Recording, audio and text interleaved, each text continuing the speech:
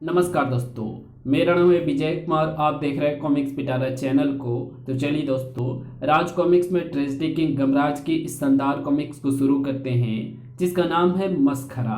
आप देख सकते हैं इसका कवर पृष्ठ, जो कि कुछ इस तरह का है। ओके, मैं हूं मस्खरा, लेकिन आज कोई भी मुझे देखकर हंसता नहीं। आज हर कोई मुझे देखकर डर जाता है। इसकी वजह है, खैर वजह बाद में बताऊंगा। पहले तो मैं नहाऊंगा, क्योंकि मैं 5 साल में एक बार ही नहाता हूं, और आज वो दिन है, यानी मेरा स्नान दिवस। वो रहा नल। भैया तनिक पीछे पीछे हट जाओ, क्योंकि यहाँ पर अब मैं नहाऊंगा, और मैं स्नान के वक्त किसी को पानी नहीं भरने देता, वरना पानी कम पड़ जाता है। आए, लेकिन पानी को तरसते हुए बाकी लोग ऐसे थोड़े ही मानेंगे। अबे जा, पीछे खड़ा हो जा, शाम तक नंबर आ जाए तो नहा लियो। मस्खरा वहां से चुपचाप खिसक लिया। मैं चाहता तो नल पर जबरदस्ती नहा लेता, मगर मैं नहाने से पहले ये शुभ काम नहीं करना चाहता। तभी चलो, नल पर ना सही, उस टंकी में ही सही, और वो सीढ़ियों के रास्ते टंकी पर चढ़ गया। इधर मस्खरे ने टंकी में छलांग लगाई, और इधर नल के नीचे। अरे ये क्या हुआ? मुझे अचानक खुजली होने लगी है। संकालू, तूने तो नहीं छुआ मुझे? आह, बचाओ! ये तो भयानक खुजली है। बड़ी देर से अपनी बारी की प्रतीक्षा करते एक बूढ़े से अब ना रहा गया। तुम्हारी खुजली के चक्कर में कहीं प्यास से मेरा दम ना निकल जाए। मगर ये क्या, पानी पीते ही बूढ़े पर जैसे लोटा भर भांग का नशा चढ़ गया। पिताजी प्रणाम। आए, ये सब क्या हो रहा है? पहले खुजलीपन और अब पागलपन। कारण जल्द ही संकालू की समझ में आ गया। ओह, वो देखो, ये तो वही जोकर है जिसे हमने नल पर नहाने से मना कर दिया था। लगता है वो टंकी के पानी में नहा लिया है। मुझे शंका है कि उसी के शरीर के मैल से पानी प्रदूषित हो गया है। जैसे ही मस्खरा नीचे उतरा, पिताजी मुझे गधे पर बैठना है। हाँ बेटे, जरूर बिठाएंगे, पर पहले उस आदमी को गधा तो बना दे जिसने टंकी के सारे पानी को गंदा कर दिया है। क्यों बे, टंकी को क्या तूने अपने बाप का स्विमिंग पूल समझ दिया था, जो उसमें डुबकी लगा दी? ठक! तूने मुझे मारा, अभी तो सिर्फ मैंने मारा है। अब हम भी मारेंगे, मगर अब यह मुमकिन नहीं था, क्योंकि मस्खरे को आ चुका था भयंकर ताव। हिया साए फाए। दूसरे पल भीड़ के हाथों में थमे केवल वे बर्तन जो कि लोहे के बने थे, लोगों के हाथों से खिंच खिंच कर उन्हीं के सिरों पर धार धार आ गिरे। अरे ये क्या हो रहा है? हमारे बर्तन हमारे हाथों से छूटकर हमारे सिरों पर बज रहे हैं। संकालू के मस्तिष्क में शंकाओं का तूफान उठ खड़ा हुआ। हिया, अरे ये क्या? इसके हाथों का इशारा पाते ही वो नल मेरी तरफ घूम गया। नल ना सिर्फ उसकी ओर घूम गया, बल्कि तड़ाक! आऊ! उसी पल वहां से गुजर रहा था एक कबाड़ी वाला। कबाड़ी वाला, लोहे टीन के टप्पन डिब्बे वाला। अचानक, अरे मेरा सारा कबाड़ कहाँ उड़ा जा रहा है? लोहे का ये सारा कबाड़ मेरे इशारे पर ही खींचा जा रहा है। इस कबाड़ को मैं तुम लोगों के सिरों पर गिराऊंगा। साए फाए। ये क्या हो रहा है? ये तो कोई जादूगर लगता है। आ मरा!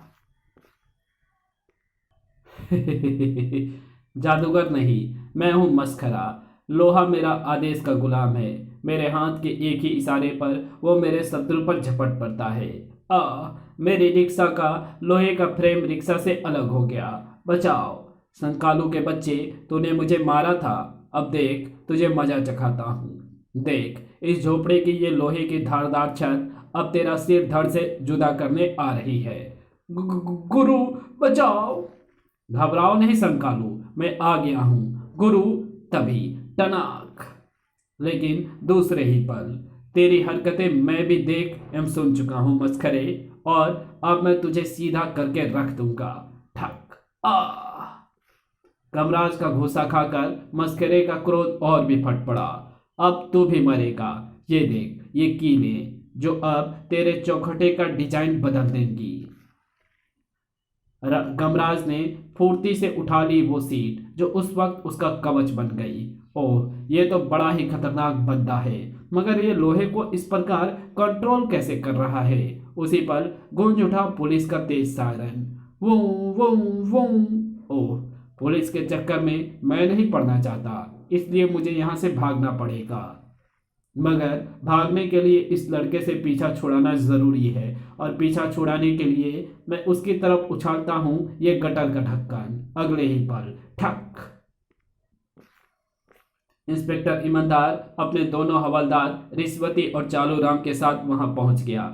उसे पकड़िए इंस्पेक्टर साहब, वो रहा मस्खरा। हवलदार, उसका पीछा करो। उसी वक्त मस्करे के हाथ हवा में लहराए और अरे, ये क्या हुआ? जेब के चारों रिंग टायरों में से निकल गए सर। उसके बाद मस्खरा वहां ना रुका।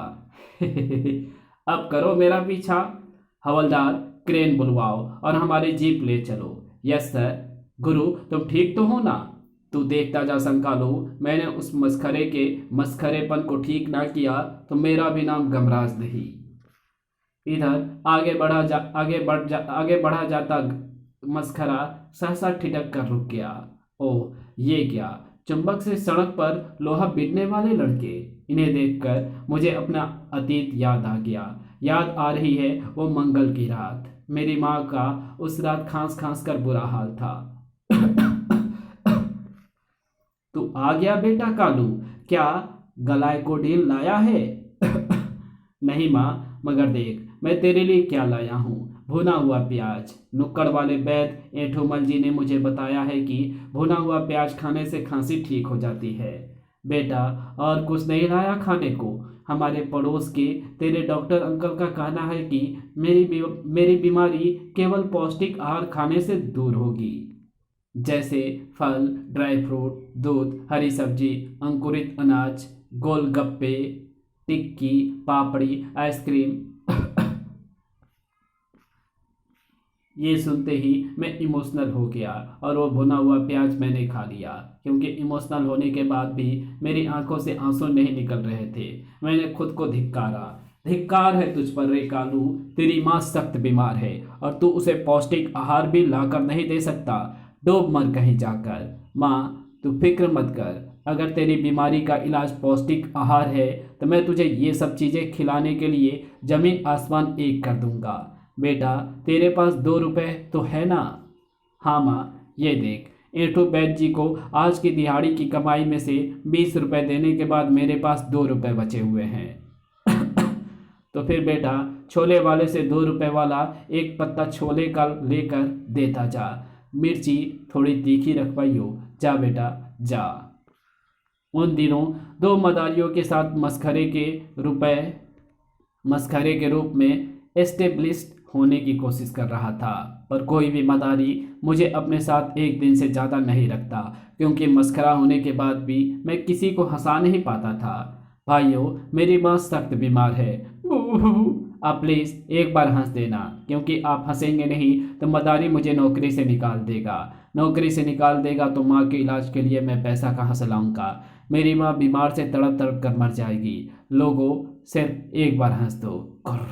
मगर बेरहम लोग हंसना तो दूर, मुस्कुराते भी नहीं थे, बल्कि मेरी दुख भरी कहानी सुनकर वो भी रोने लगते थे। और मदारी मुझे लात मारकर नौकरी से निकाल देता था। पार्ट टाइम में मैं चुंबक से लोहा बीनने का काम करता था। लोहे को बेचकर जो थोड़े बहुत रुपए मिलते थे उससे मैं माँ को पौष्टिक आहार खिलाता। भैया, गोलगप्पे में थोड़ी सौंठ भी डाल देना। सौंठ डाल बे। उस दिन मैं जब एक मदारी के पास काम मांगने गया तो मदारी ने मुझे दी एक कसकर लात। लोगों को हंसाना तेरे बस का नहीं है, अब दोबारा यहाँ आया तो बंदर से कटवा दूंगा। मेरे बहुत बड़ा मस्खरा बनने का स्वप्न मदारी की वो लात खाकर टूट गया और उस दिन लोगों को मुझ पर बहुत हंसी आई। अब मैं क्या करूँगा? आया बड़ा मस्खरे की औलाद, तुझसे अच्छा तो बंदर बंदरिया ही हैं। उसी शाम लोहा बीनते हुए जब मैंने पटरी से गुजरती रेल को देखा तो मेरा मन किया कि मैं इसका रुख बस्तियों की ओर घुमा दूं, ताकि मुझ पर हंसने वाले अब कभी हंस ना पाए, पर मैं ऐसा नहीं कर सकता था। मगर उस शाम एक और घटना मुझसे गले मिलने आ रही थी। अरे ये चुंबक में क्या चिपक गया? ये तो कोई अंगूठी है जिस पर अंग्रेजी का अक्षर से लिखा है। किसकी अंगूठी हो सकती है ये? ओह, इसमें तो खुलने वाली डिब्बी भी है। मैंने उस अंगूठी के डिब्बी को खोला। अरे इसमें तो कोई कागज तह करके रखा हुआ है। मैंने उस पर्ची को फौरन खोलकर पढ़ा। जिसे भी ये अंगूठी मिले वो नीचे लिखे पत्ते पर चला आए। उसका भाग्य उदय होने में अब देर नहीं। चुंबी। ओह, अंगूठी पर लिखे सी शब्द से ही चुंबी ही बनता है। मैंने वो अंगूठी अपने अंगुली में पहन ली और उस पर्ची पर लिखे पत्ते पर जा पहुंचा। मुझे इस अंगूठी की मालकिन चुंबी से मिलना है। ये तो चुंबी की अंगूठी है। चुंबी बेटी, तेरा काम बन गया। वरमाला लेकर जल्दी आ। अभी आई पिताजी। मैं अभी कुछ सोच या समझ भी नहीं पाया कि चुंबी ने बाहर आकर मुझे वो वरमाला पहना दी। कबाड़ी की बेटी चुंबी को मैंने भी सहर्ष अपनी पत्नी स्वीकार कर लिया। माँ की सेवा करने के लिए वैसे भी मुझे एक नौकरानी तो रखनी ही थी। उसके बाप ने हमारा फोटो भी उतार दिया। लो बेटी, तुम्हारा शादी की गवाही के ये फोटो भी मैंने खींच ली। मगर आखिर ये सब चक्कर क्या है? तुमने अंगूठी में पर्ची लिखकर क्यों रखी? क्योंकि मुझे ऐसा करने के लिए चुंबक के देवता चुंबकचू ने कहा था। मैं भी तुम्हारी तरह सड़कों से लोहा बीनने का काम करती थी। लोहा बेचकर जो पैसा बन जाते उसे मैं अपने ब्याह के खर्चे के लिए बचा लेती थी। पर मुझे जो भी लड़का देखता रिजेक्ट कर देता।